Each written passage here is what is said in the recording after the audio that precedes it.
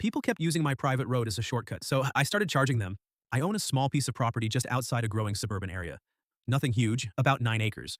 But it came with something most people didn't realize was valuable: a private access road. It wasn't obvious it was private.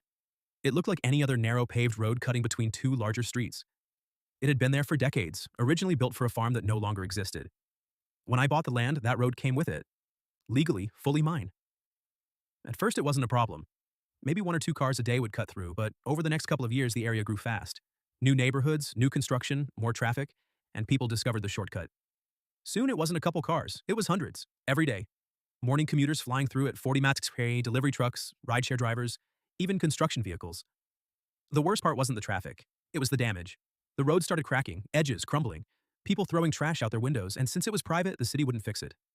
I was responsible for all of it. I put up signs, private road. No trespassing, people ignored them. I installed bigger signs, still ignored. I even parked my own truck across it once. Someone drove around it through the dirt.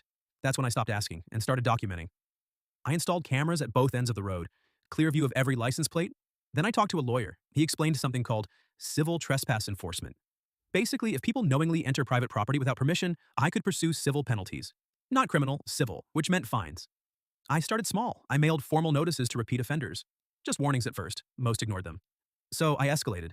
My lawyer helped me send actual demand letters. $250 civil trespass fine. Most people laughed, until a few didn't. One guy called, furious, said he wasn't paying. My lawyer filed in small claims court. We won. He had to pay the fine, plus court fees.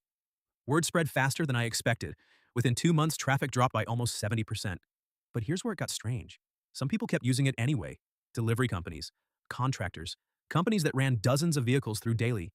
They treated the fines like nothing. So I kept documenting. Over the next year, we filed multiple claims, not dozens, hundreds. Some companies settled immediately, others fought it and lost. By the end of that year, I had collected over $90,000 in fines and settlements. More than enough to fully repave the road. More than enough to install an automatic gate. Now, the road stays closed unless I open it. The strange part is, sometimes people still pull up to the gate and just sit there. Like they're hoping it'll open on its own. Like it always used to. They don't realize it never was theirs to use. I just let the camera record. Just in case they forget again.